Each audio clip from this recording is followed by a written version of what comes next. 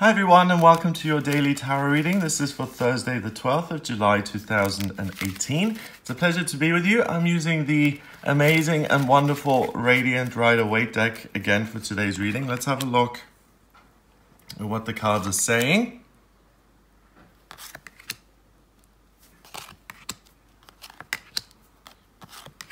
I don't know why that happened, but I was told to do that. Okay, so let's move these down here and I'll look at those in a minute.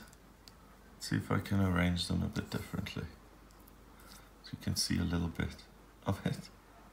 Okay, so first of all we have the Wheel of Fortune. The Wheel of Fortune is a major arcana card and it represents you transitioning into a period of your life which is more fortuitous, which is more successful. And you'll notice with the Wheel of Fortune that it's an ongoing wheel that spins round and round. So sometimes you're up, sometimes you're down. Today you happen to be up. Things are really looking good in terms of how you feel about your life. I'm seeing a lot of blue here today and a lot of yellow. So about your relationships, about your feelings, and also about the future. You feel optimistic and you feel powerful to take action. Now, the next card, the Hanged Man, there's something going on here which indicates that you're not really seeing the whole picture, because the Hanged Man, when he's the right way around, is unenlightened. When he's this way around, in reverse, he's enlightened, and that's what creates stability. So there's some information that you're missing, and that information can only be discovered if you do some digging. The Seven of Swords usually indicates stealing something from a society or a company or a charity for your own needs. Or it's also a copyright infringement, stealing other people's ideas and then passing them off as your own.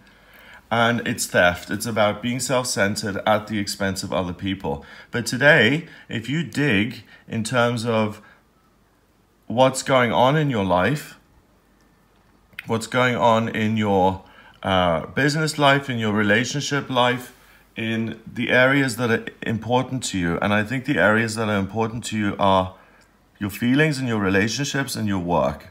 And I think that the thing that you're not seeing so clearly is work. So you really need to ask yourself questions and delve into that and say, what can I grab for myself, or how can I set a goal or a direction for myself so that my work is something I really care about and that fulfills me. So being a little bit selfish when it comes to work today is super important, and enjoy your relationships at the same time. They're getting better and better. So those are the two themes. Now this card, the Nine of Cups, that is hopes and dreams coming true. And again, it's water and that blue color and the yellow color. So it's hopes and dreams coming true in terms of your relationships and your working life. The working life you have to put effort into to make it a reality and to really, it's almost like you're discovering information which allows you to get going. Like you see the barbecue business. Maybe it is even, seeing it demonstrated already. You've had the desire to open your own southern barbecue restaurant, okay? And you're driving around town and you see this barbecue restaurant already in place and you're like, damn, they already took my idea. You go in, you see how it's all done, and that might inspire you to, or at least it might give you a template to start your own southern barbecue restaurant, and now you have something to go on. So it's not like you're stealing their ideas, I suppose, but you see how someone else is doing it, and then in reaction to how someone else does it, you can find your own way of doing your southern restaurant. The next card is the Eight of Wands in reverse. So this isn't something that's going to happen overnight. The understanding and the enlightenment, look at his poor little head squished in there between the cards. The enlightenment is going to come by digging and by looking for information externally in the world. So working life opportunities, your existing opportunities in your current job, and also thinking outside of the box, long term, what can I do for work that's going to be fulfilling, that actually pays me and that allows me to have the freedom to express my ideas. Finally, we have the King of Swords in reverse, and the King of Swords, when he's upright, is all about managing ideas. It's about being inspired. Like if you're a comedian, you have to be able to write jokes. If you're a comedian and you rely on other people to write your jokes for you, you're not going to last, because it's like either you have a gift or you don't. And what the cards are saying here with the king in reverse, the king realizes that he is got his own way of thinking. He's a unique thinker. He is a forward thinker. He's a humanitarian. He looks to the future. He's ahead of the times. He has mastered being the Page of Swords and the Knight of Swords. The Page of Swords really just learns how to think for himself and how to think independently and how to make decisions and to react to the consequences of those decisions, which teach him to make better choices. Then the Knight tends to rush into situations much too fast. He gets very excited about what's coming up and he gives it his all. He throws himself into things, or he totally misses the boat and he procrastinates. Once he's mastered that and got balance there, he becomes the king. And the king is able to take appropriate action when needed. And he's also able to sit back and say, I don't have a dog in this fight. This has nothing to do with me. I don't need to decide. He's in touch with his feelings. He's in touch with the higher realms. You can see that purple represents psychic ability and the intuition. Blue represents your feelings and your connection to your own higher self. This orange here is a connection with the earth, but it's also control and power. So by listening to his intuition and his feelings, he's got to a position of power because he really has wonderful, unique ideas that take wing and take flight and go off into the world and change society or change the way we think, or it changes the way we look at things. And the King of Swords is, let's look at real life examples of the King of Swords. Nelson Mandela. Nelson Mandela came out of prison. He could have started a civil war when he came out of prison, and he didn't. He said, let's end apartheid and get on with it, and no retaliation and nothing like that. Gandhi is an example of the King of Swords. He, for the first time, to end a crisis with non-violent resistance. I mean, that was something that was unheard of. So someone chastised me the other day for talking about politics because I have no idea what I'm talking about, apparently. I've never said that I'm a political genius, but I do watch the news. I don't mean this in a political sense. I'm just giving you examples of what being the King of Swords means. That you have unique ideas which really change the fabric of society because of that one person's influence. It shows us that one person's thinking and one person's ideas and views are valid and important. And the king is in reverse. So you're not quite there yet. You haven't stepped into your power.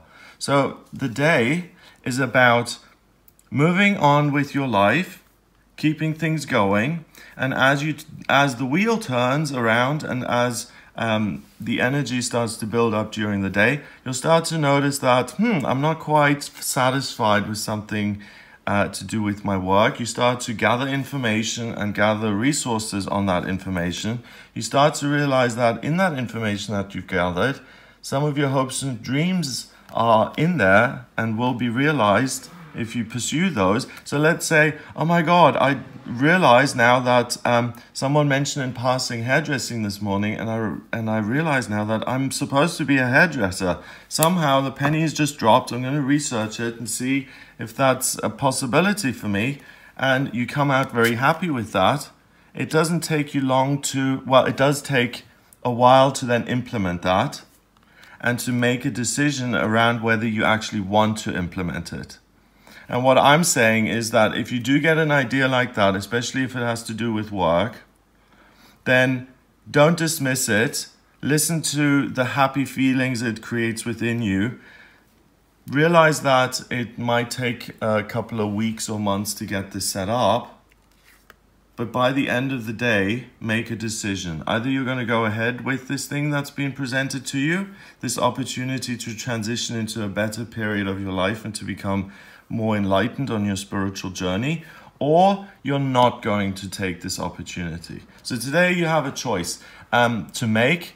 And at the end of the day, you have to decide, okay, I'm going to keep my day job and I'm going to start doing this on the side, or I'm going to make this my top priority, or whatever you decide to, or I'm not going to do anything with it at all because I think my life is full enough and busy enough as it is already and I don't need to make an impact in society. I'm not interested in that. I'm interested in myself, and you know, I'll leave it to other people to invent the light bulb and do things like that. So if you do decide to do something with what the universe has offered you, obviously you're going to progress quicker than if you reject this today. Because the universe doesn't just give out things every day. And when opportunities come along, it's important to take those. 10 and 12 is 22, and 7 is 29. And 8 is 37, 38, and 9 is 47. 4 and 7 is 11. 11 is the master number of service. And it's obviously made up of two ones. So first of all, it's a 1, and 1 is being a pioneer, being an ideas person, and taking action independently. Then the 11 is you have taken action independently, therefore you're able to be of service to other people and you're able to be of service to humanity. So this idea that comes in, the universe, like as always, isn't just giving you an idea and a solution saying, good girl, good boy, you've really done well. So I'm rewarding you, I'm giving you a present. It's not like that. It's simply, it offers you the choice. It says, okay, we're giving you a penny drop eureka moment here today. It's your choice whether you pick up on it or not. If you do pick up on it, your life will get better. But you have to decide. So, and if you do decide to pick up on it, it's not going to just help you in your life making it better, but you're also going to help other people, and that's why your life becomes better. Because when you add value to other people's lives, when you make other people's lives better, that's when value comes back to you. So that's what I get for today. I don't know why I pulled 6 cards. I just went with my gut, with my feelings, and I think it was a more complicated message than usual. So your relationships are great today, but don't neglect your work, the future of your work, and think about that today, because even if you're not working, or if you're off with family, or if you're on holiday, you can think about what the future looks like the next 5 years. So I hope you have a great day, and I hope you do get that insight. If you don't get anything, then you may be blocked in some way. Try meditation to connect with a higher power. That's a good way to improve your intuition and to hear your messages more clearly. Or speak to someone like me who can look at these things for you via astrology, tarot, and numerology. I do private readings, and in the private readings, I draw up your birth chart. It shows me what your talents are when it comes to work, what your life purpose is, where you've been in past lifetimes, what's destined for you in love and health and romance and family and career, and also what's coming up in future in each one of those areas. So if you need additional help, then get in touch with me for a private reading. Please remember to subscribe to this YouTube channel. Only if you enjoy the videos, of course. If you don't enjoy them, then don't subscribe. And I hope you have a wonderful day, and I'll speak to you tomorrow.